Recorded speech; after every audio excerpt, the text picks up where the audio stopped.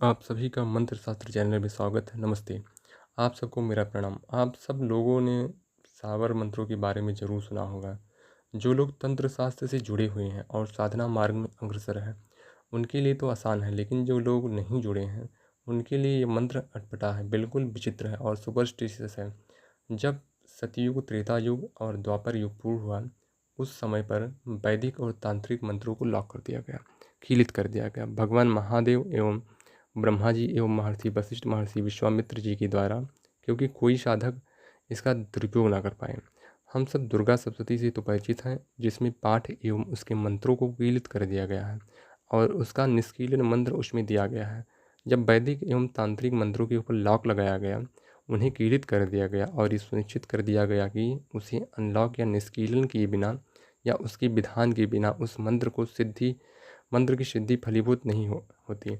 साबर मंत्रों में न व्याकरण है, न लय है, न ताल है, जिनका ना ही कोई अर्थ है, देहाती ठेठ भाषा है। ये मंत्र अधिकतर प्रोविंशियल लैंग्वेज में मिलते हैं। साबर मंत्रों का विधान भगवान महादेव जी ने माता पार्वती को दिया और उन्होंने माता पार्वती से यह सुनिश्चित किया कि यह किसी पुस्तक पर न लिखा जाए, क्योंकि यह ज्ञान गोपनीय है। तथा जब यह ज्ञान माता पार्वती को दिया जा रहा था, उस समय जो नाथ संप्रदाय के गुरु थे, नवनाथ में से मच्छिंद्रनाथ, जिन्हें मच्छेंद्रनाथ, मत्स्येंद्रनाथ भी कहा जाता है, मच्छिंद्रनाथ भी कहा जाता है, उन्होंने भगवान को साबर मंत्र का ज्ञान देते हुए सुन लिया था। और जो मंत्र गोपनीय रहने वाले थे, जो मंत्र गुह्य थे, उन मंत्रों को उन्होंने लोक कल्याण के लिए समाज को प्रदान कर दिया और तब से हमें प्राप्त हुए साबर मंत्र। हालांकि ऐसी भी कहानी समाज में प्रचलित है कि नवनाथ ने साबर मंत्र दिए और भगवान दत्तात्रेय जी का भी नाम आता है। समय के चलते कई प्रकार के साबर अस्तित्व में आए हैं, जहाँ पे लोग लोना चमारन, हाड़ी रानी और गोस्वामी तुलसीदास जी ने कई सारे साबर मंत्रों को दिया। उनमें से बजरंग बाण से आप सभी परिचित हैं। बजरंग बाण भी एक तरह का साबर मंत्र ही है, जिसमें हनुमान जी को राम जी की दुहाई दी जाती है। साबर मंत्र में हमें हिंदू एवं मुस्लिम भाषा भी मिलता है। ये मंत्र हजारों साल पुराने हैं। हमें महाभारत काल से एक प्रसंग मिलता है, जो कि है पशुपति अस्त्र की प्राप्ति के लिए जब अर्जुन ने श्री कृष्ण जी के आदेश पर भगवान भोलेनाथ की आराधना अनुष्ठान शुरू किया था, तब भगवान ने परीक्षा लेने के लिए एक शिकारी के रूप में माता पार्वती के साथ अर्जुन की परीक्षा लेने के लिए आए और फिर अर्जुन के साथ भगवान का विवाद हो गया। शिकार के लिए फिर वहाँ भील जमा हो गए, जो आदिवासी ट्राइबल थे। सबने देखा कि अल्टीमेटली पार्वती जी के आग्रह पर शिव जी ने मान गए और अर्जुन की इच्छा पूर्ति हुई और भगवान प्रसन्न होकर वहाँ वरदान के लिए सभी भीलों एवं ट्राइबलों ने उनसे आग्रह किया कि भगवान कुछ ऐसी चीज़ बताएं जो कि साधारण इंसान के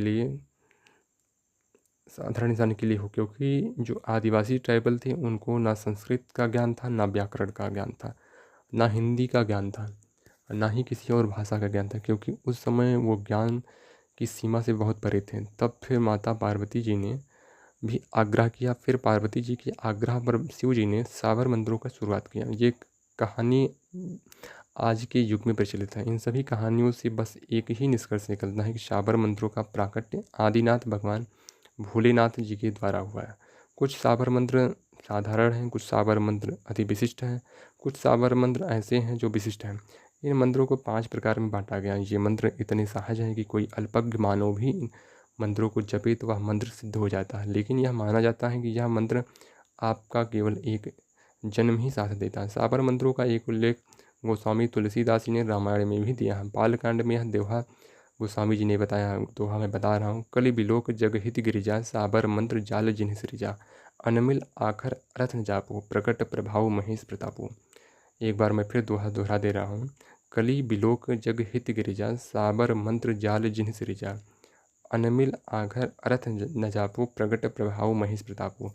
तुलसीदास जी के द्वारा जो रामायण लिखा है, उसमें बालखंड में आप इस दोहे को देख सकते हैं। इसका अर्थ भी मैं बता देता हूँ। अर्थ है, जिन शिव पार्वती ने कलयुग को देखकर जगत के हित के लिए साबर मंत्र समूह की रचना की, जिन मंत्रों के अक्षर बेमेल हैं, जिनका ना कोई ठीक अर्थ है और ना जाप ही होता, तथापि श्री शिव जी के प्रताप से जिनका स्वभाव प्रत्यक्ष है, इन मंत्रों को बढ़ाने में दादा गुरु मच्छिंद्र नाथ जी ने योगदान दिया। इनके बाद गुरु गोरखनाथ जी ने इसका चलन किया। इसके बाद में सिद्ध हुए जो 84 सिद्ध, उन्होंने इस विरासत को बढ़ाया। और होता क्या था कि सिद्ध एक जगह स्थिर रहते नहीं थे, जगह जगह जाके गांव-गांव में जाके जहाँ जिस गांव में जाते थे उस गांव की भाषा में सावर मंत्र बनते थे। उसमें फिर हिंदू संत भी थे, मुस्लिम संत भी थे, सूफी भी थे। इसमें इसलिए इन मंत्रों में हिंदी और उर्दू भाषा का संपुट आने लगा। उनमें देवी देवताओं के नाम आने लगे, मुस्लिम नाम भी आने लगे। तो इस तरह से ये मंत्र मिश्रित होते चले गए। इन मंत्रों का प्रयोग वैदिक एवं तांत्रिक साधनाओं के साथ साथ रक्षा कवच बनाने के लिए, शत्रु बाधा के लिए, से मुक्ति पाने के लिए, या फिर अपने जीवन में धन धान समृद्धि ऐश्वर्य प्राप्त करने के लिए, किसी भी प्रकार के अभिचार क्रिया से मुक्ति पाने के लिए, इन सब चीज़ों के लिए साबर मंत्रों का अधिक प्रयोग किया जाता था।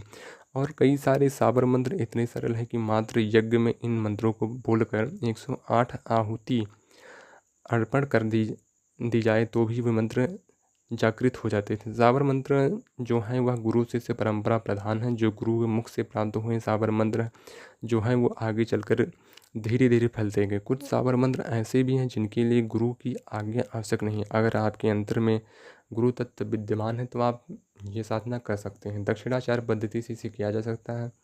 इन मंत्रों को सबसे पहले महादेव ने प्राप्त कराए थे, उनके द्वारा हमें प्राप्त हुए थे। मच्छिंद्र नाथ जी के द्वारा ये मंत्र लोक कल्याण के कार्यों के लिए आगे प्रदान किए गए थे। ऐसा भी माना जाता है कि 100 करोड़ साबर मंत्र बने थे का निर्माण हुआ था। सर्वप्रथम सबसे पहले मच्छिंद्र नाथ जी के द्वारा 33 करोड़ 55 लाख साबर मंत्र दिए गए। इसके बाद श्री चरपटी नाथ जी के द्वारा 9 करोड़ 7 लाख, श्री रेवण नाथ जी के द्वारा 2 करोड़ 3 लाख, श्री भरतरी नाथ जी के द्वारा 7 करोड़ 4 लाख, श्री नागनाथ जी के द्वारा 1 करोड़ 1 लाख, श्री जलंधर नाथ जी के द्वारा 34 करोड़ 12 लाख, श्री कानिफ नाथ जी के द्वारा 6 करोड़ 8 लाख, श्री गोरक्षनाथ एवं श्री गहनीनाथ जी के द्वारा 8 करोड़ 10 लाख साबर मंत्र हमें प्राप्त हुए। इन मंत्रों की सबसे बड़ी खासियत है कि इसका कोई ग्रंथ नहीं है। इन मंत्रों में एक चीज़ विशेष रूप से पाई गई है, आदेश, और एक बल, ऐसा बल जो आदेशात्मक है, यानी कि देवी देवताओं को आदेश दिया गया है। मंत्रों में अगर जाएं तो भैरव के मंत्र में विभिन्न देवताओं को आदेश दिया गया है। दुर्गा जी का वर्णन है, काली जी का वर्णन है, गणेश जी का वर्णन है, शिव जी का वर्णन है, सूलेमान का वर्णन है। जैसे पहले गांव में देहाती भाषा में हम लोग सबको शपथ दिलाते थे, सौगंध दिलाते थे, कसम दिलाते थे, ठीक वैसे ही इन मंत्रों में आदेशात्मक बल का प्रयोग किया गया है। ये मंत्र बस हमारे एक जन्म तक ही काम आएंगे। साबर मंत्र मान लीजिए आपने 1 करोड़ जप कर लिया, 50 लाख जप कर लिया, 51 लाख जप कर लिया, तब भी ये मंत्र हमारे आध्यात्मिक संपत्ति के खाते में नहीं जुड़ेंगे। इस जन्म में इन मंत्रों का फ़ायदा लाभ तो होगा, आपको अवश्य दिखेगा, लेकिन जैसे ही आपका देह से आत्मा निकल जाएगी, उसने अपना देह बदल लिया, दूसरे जन्म शुरू किया, फिर इन मंत्रों का आपसे दूर दूर तक कोई नाता नहीं रहेगा। इसलिए लॉन्ग टर्म के लिए वैदिक एवं तांत्रिक मंत्रों का सहारा लीजिए। साबर मंत्रों का प्रयोग हम बस अपनी सहजता के लिए ही करते हैं। धन्यवाद। जय श्री राम।